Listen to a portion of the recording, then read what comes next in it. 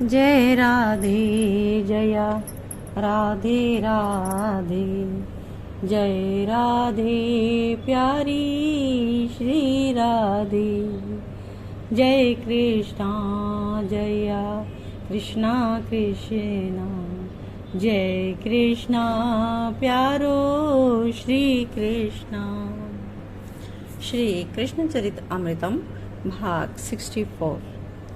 जब पर ब्रह्म को मुक्ति मिली, अद्भुत लीला का वर्णन आज हम श्रवण करेंगे।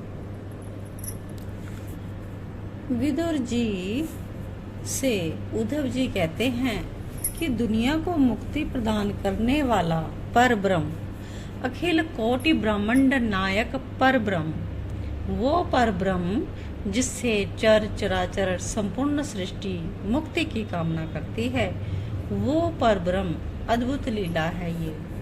वो पर ब्रह्म जिससे हर बद्ध जीव याचना करता है कि हमें मुक्त कर दो, पर आज वही पर ब्रह्म स्वयं बंधन में है और अन्य से याचना कर रहा है कि मुझे बंधन से मुक्त करो।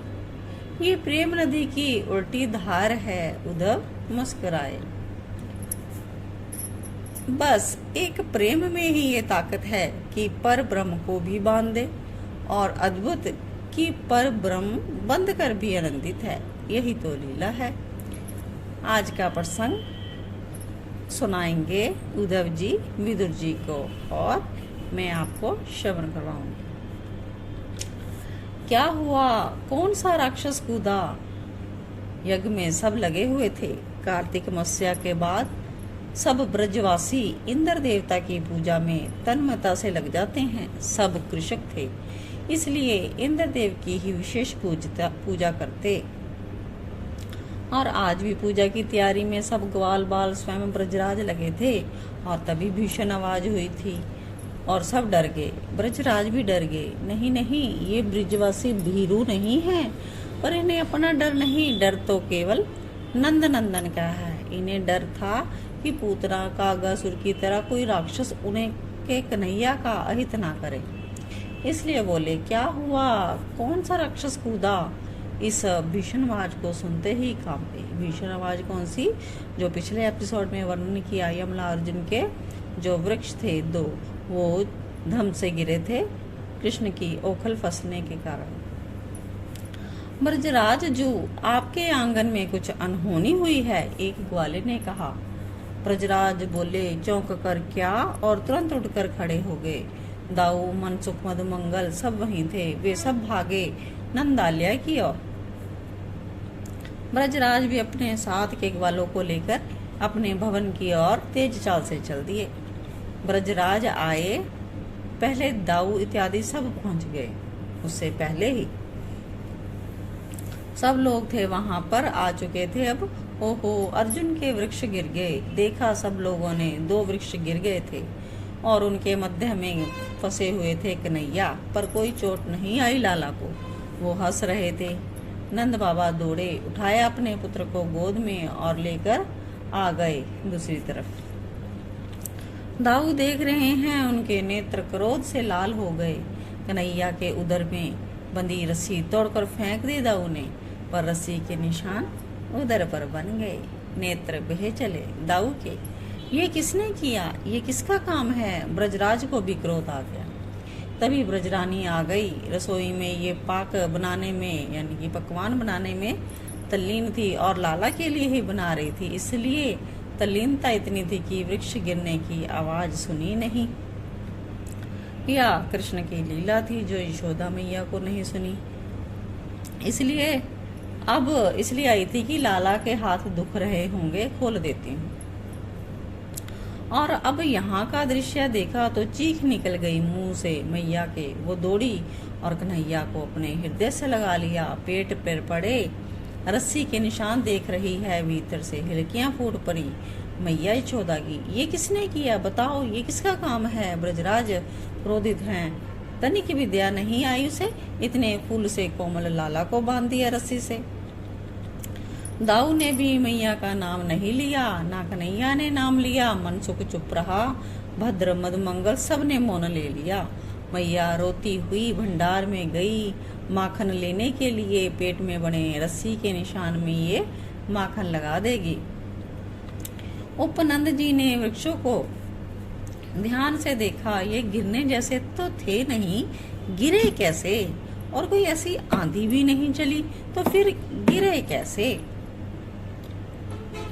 ये अर्जुन वृक्ष है, इसकी जड़ें बहुत गहरी होती हैं धरती के अंदर। ये तनिक से झटके से गिरने वाले में तो नहीं है, और देखो इनकी जड़ें भी स्वस्थ हैं, ना कोई कीड़े लगे, फिर ये गिरे कैसे? उपनंद जी ने सबके सामने अपनी बात कही। मुझे पता है। 4 वर्ष के तोक ने आगे बढ़कर कहना शुरू किया। बोलता है, मुझे पता है, इसे कन्हैया ने गिराया। तोतली बोली में बोला तोक। हाँ सच, ये देखो उखल को घसीटते हुए कन्हैया ने वृक्षों के बीचों बीच फंसा दिया, फिर झटका दिया। बड़े बड़े लोगों ने तो तोक की बात सुनी पर विचार नहीं किया।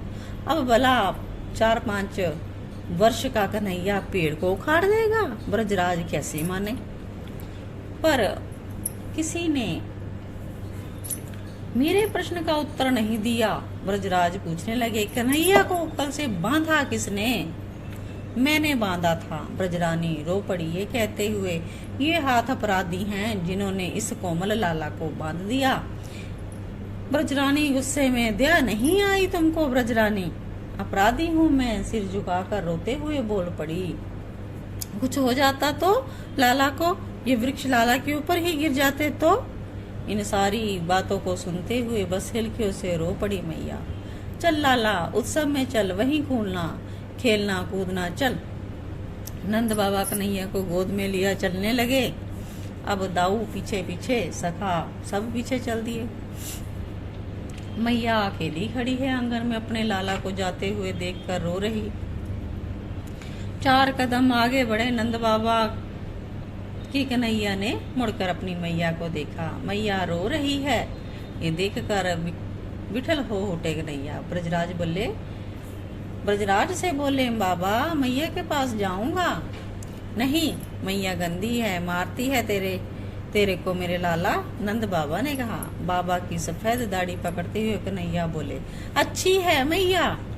सुनो ब्रजराज, बालकों को अभी यज्ञ में मत ले चलो। बालकों ने कुछ भी नहीं खाया सुबह से, इसलिए इनको यहीं रहने दो, ये शाम को आ जाएंगे। उपनंद जी की बातें सुनकर नंद राय ने कन्हैया को गोद से उतार दिया और सब बालकों से कहा, कुछ खा फिर पी कर आ जाना। ब्रजराज अब फिर ग्वालों के साथ यज्ञ मंडप में चले गए थे। अब मैया यशोदा यहाँ पर है और यहाँ पर कन्हैया दाऊ, और क्या सीन चल रहा है? दाऊ ले माखन खा। माखन पहले दाऊ को खिलाने लगी मैया यशोदा, क्योंकि दाऊ से विशेष प्रेम है कन्हैया का। वो खाता है तभी ये खाता है। पर दाऊ भी रुष्ट है आज मैया से, मुंह फेर लिया मैया की ओर से। दुखी हो गई मैया। मनसुख ने भी मना कर दिया, ऐसे भी कोई मानता है? कोई पशु है लाला? मनसुख भी बोल उठा। मधुमंगल ने तो दूर से ही मुंह बनाया। ब्रजरानी बहुत दुखी हो गई, क्या करे? गई अपनी लाला के पास और मनोहार करते हुए लाला को माखन खिलाने लगी। पर नहीं, लाला ने मैया के हाथ से माखन का गोला लिया। ब्रजरानी तो अब टूट गई थी। उन्हें लगा अब लाला भी मेरे हाथ से माखन नहीं खाएगा। ओहो, पर ऐसा नहीं। लाला ने माखन लिया मैया के हाथों से और खिलाने लगे दाऊ को। मैया की नहीं दाऊ, गलती मेरी थी, मैया को दोष मत दो। दाऊ ने मैया की ओर देखा, रो पड़ी मैया। लाला इस तरह सबको मना रहे थे अपनी मैया के लिए। मैया रो रही, हिलकों से रो रही। कन्हैया ने मुस्कुरा कर कहा, मैया रो मत, क्यों रो रही है? गलती मेरी थी माँ। ये कहते हुए कन्हैया ने कान पकड़े और जैसे ही उठक बैठक लगाने लगे, मैया दौड़ पड़ी और अपने लाला को हृदय से लगा लिया।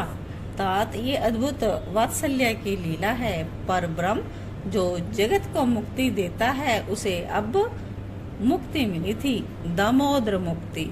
अपने आंसू पोंछते हुए उद्धव ने कहा। शेष चरित्र कल। जय राधे जया राधे राधे।